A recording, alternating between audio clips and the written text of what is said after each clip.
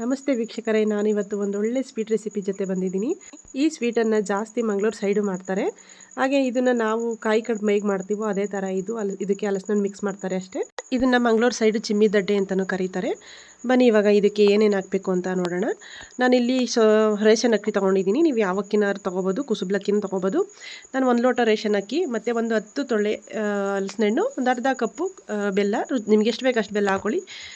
ಹಾಗೆ ಒಂದು ಒಳ್ಳೆ ಕಾಯಿ ತೊಗೊಂಡಿದ್ದೀನಿ ಇಲ್ಲಿ ನಾನು. ಹಾಗೆ ಸ್ವಲ್ಪ ಏಲಕ್ಕಿ ಕಟ್ ಮಾಡಿ ಇಟ್ಕೊಂಡಿದ್ದೀನಿ. ಹಾಗೆ ಒಂದು ಚಿಟಿಕೆ ಉಪ್ಪು, ಹಾಗೆ 1 ರಿಂದ 2 ಸ್ಪೂನು ತುಪ್ಪ ತಗೊಳ್ಳಿ. ಬನ್ನಿ ಇವಾಗ ನಾನು ರುಬ್ಬಕ್ಕೆ ಹಾಕ್ಕೊಳ್ತೀನಿ, ಏನೇನು ಹಾಕ್ಕೋಬೇಕು ಅಂತ ಹೇಳ್ತೀನಿ. ನಾನಿಲ್ಲಿ ಸೊಸೈಟಿ ಅಕ್ಕಿ ತೊಗೊಂಡಿದ್ದೀನಿ. ನೀವು ಕುಸುಬ್ಲಕ್ಕಿ ತೊಗೋಬೋದು, ಇಲ್ಲ ಅಂತಂದರೆ ಕೆಂಪಕ್ಕಿ ತೊಗೋಬೋದು, ಯಾವುದಾದ್ರೂ ತೊಗೋಬೋದು ಅಕ್ಕಿನ ನೀವು. ನಾನಿಲ್ಲಿ 1 ಲೋಟ ಅಕ್ಕಿ ತೊಗೊಂಡಿದ್ದೀನಿ. 1 ಲೋಟ ಅಕ್ಕಿಗೆ ನಾನು ಒಂದು 10 ತೊಳೆ ಹಲಸಿನ ತೊಳೆ ತೊಗೊಂಡಿದ್ದೀನಿ. ಹಾಗೆ ನಾನು ಇಲ್ಲಿ ಒಂದು ಅರ್ಧ ಕಪ್ಪು, 1 ಲೋಟ ಅಕ್ಕಿಗೆ ಅರ್ಧ ಕಪ್ಪು ಬೆಲ್ಲ ತೊಗೊಂಡಿದ್ದೀನಿ. ಇದನ್ನು ಆದಷ್ಟು ಸಣ್ಣ ಜಾರಲ್ಲಿ ಹಾಕ್ಕೊಂಡು ಚೆನ್ನಾಗಿ ಪೇಸ್ಟ್ ಮಾಡ್ಕೋಬೇಕು ನೀವು. ಇದಕ್ಕೆ ನೀರು ಸೇರಿಸಬಾರ್ದು, ನೀರು ಸೇರಿಸ್ತೇನೆ ನೀವು ಪುಡಿ ಮಾಡ್ಕೋಬೇಕು. ಇದು ದೊಡ್ಡ ಜಾರ್ಗೆ ಹಾಕಿದಾಗ ಸ್ವಲ್ಪ ಬೆಲ್ಲ ಆಗಿ ಗಂಟು ಉಳ್ಕೊಬಿಡುತ್ತೆ.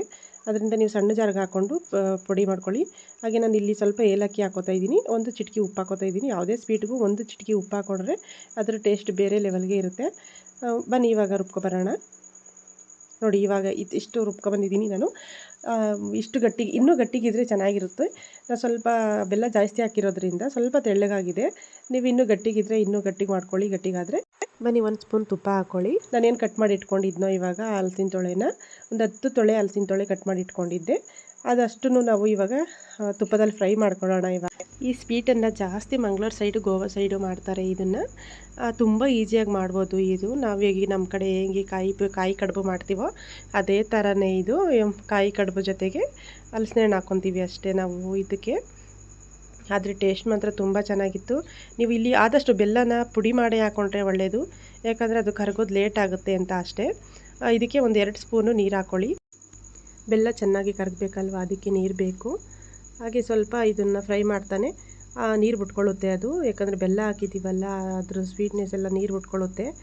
ನೀವು ಕಾಯಿ ಹಾಕಿದ ತಕ್ಷಣ ಆ ನೀರೆಲ್ಲ ಅಬ್ಸರ್ವ್ ಮಾಡ್ಕೊಳ್ಳುತ್ತೆ, ಏನು ವರಿ ಮಾಡ್ಕೋಬೇಡಿ. ಇದನ್ನು ತುಪ್ಪದಲ್ಲಿ ಒಂದು 2 ರಿಂದ 3 ನಿಮಿಷ ಫ್ರೈ ಮಾಡ್ಕೊಳ್ಳಿ ಸಾಕು. ಆನಂತರ ಬೆಲ್ಲ ಹಾಕ್ಕೊಳ್ಳಿ. ಬೆಲ್ಲ ಹಾಕ್ಕೊಂಡ ಮೇಲೆ ಕಾಯಿ ತುರಿ ನೀವೇನು ಸರಿದಿಟ್ಕೊಂಡಿದ್ರೋ ಆ ಕಾಯಿನ ಹಾಕ್ಕೊಂಡು ಫ್ರೈ ಮಾಡ್ಕೊಳ್ಳಿ. ಅದನ್ನು ಒಂದು 2 ನಿಮಿಷ ಫ್ರೈ ಮಾಡಿಕೊಂಡ್ರೆ ಸಾಕು, ಜಾಸ್ತಿ ಹೊತ್ತೇನು ಬೇಕಾಗಿಲ್ಲ. ಹಾಗೆ ಒಂದು ಸ್ವಲ್ಪ ಏಲಕ್ಕಿ ಪುಡಿ ಹಾಕ್ಕೊಳ್ಳಿ.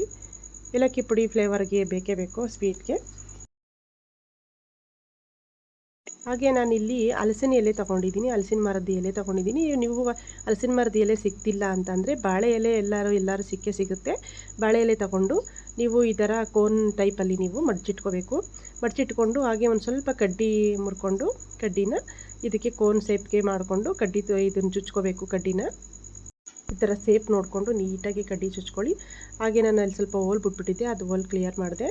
ಹಾಗೆ ಬನ್ನಿ ಇವಾಗ ನಾವು ಅಕ್ಕಿ ಹಿಟ್ಟನ್ನ ಏನು ರುಬ್ಕೊಂಡಿದ್ವೋ ಅದನ್ನು ನೀಟಾಗಿ ಫಿಲ್ ಮಾಡಬೇಕು. ಅದು ಕೋನಿಗೆ ಆ ಎಡ್ಜಸ್ ಎಲ್ಲ ಯಾವುದೂ ಗ್ಯಾಪ್ ಬಿಡಬೇಡಿ, ಅದು ನೀಟಾಗಿ ಫಿಲ್ ಮಾಡ್ಕೊಳ್ಳಿ. ಮಾಡ್ಕೊಂಡ ತಕ್ಷಣ ನಾನು ಅದೇನು ಮಿಶ್ರಣ ಮಾಡಿಟ್ಕೊಂಡಿದ್ದನೋ ಅದನ್ನು ಈ ಕೋನಿಗೆ ಹಾಕಬೇಕು. ಒಂದು ಸ್ಪೂನು ಅದಕ್ಕೆ ಹಾಕ್ಕೊಳ್ಳಿ. ಹಾಗೆ ಸ್ವಲ್ಪ ಬೆಟ್ಟಲ್ಲಿ ಅದನ್ನು ಹಾಕಿದ ತಕ್ಷಣ ಸ್ವಲ್ಪ ಬೆಟ್ಟಲ್ಲಿ ಕೆಳಗಡೆ ಪ್ರೆಸ್ ಮಾಡಿದ್ರೆ ಕೆಳಗಡೆ ಕೂನುತ್ತೆ. ಹಾಗೆ ಅದ್ರ ಮೇಲೆ ಒಂದು ಕೋಟಿಂಗ್ ಹಾಕ್ಬಿಟ್ಟು ಅದು ಮೇಲೆ ಒಂದು ಸ್ಪೂನ್ ಹಾಕ್ಬಿಟ್ಟು ಎಡ್ಜಸ್ನೆಲ್ಲ ನೀಟಾಗಿ ಫಿಲ್ ಮಾಡ್ಕೊಳ್ಳಿ. ಅದು ಒಂದು ಸ್ವಲ್ಪನೂ ಗ್ಯಾಪ್ ಹೊಡೆದೇ ಇದ್ದಂಗೆ ಫಿಲ್ ಮಾಡ್ಕೊಳ್ಳಿ, ಇಲ್ಲಾಂದರೆ ಬೆಲ್ಲದ ನೀರೆಲ್ಲ ಕೆಳಗಡೆ ಬಂದ್ಬಿಡುತ್ತೆ. ಬನ್ನಿ ಇವಾಗ ಇದೇ ಥರ ನಾನು ಎಲ್ಲವನ್ನು ಮಾಡಿಟ್ಕೊಂಡಿದ್ದೀನಿ. ನಾನು ನೋಡಿ ಎಷ್ಟು ಚೆನ್ನಾಗಿ ಬಂದಿದೆ ಅಂತ ಕೋನು.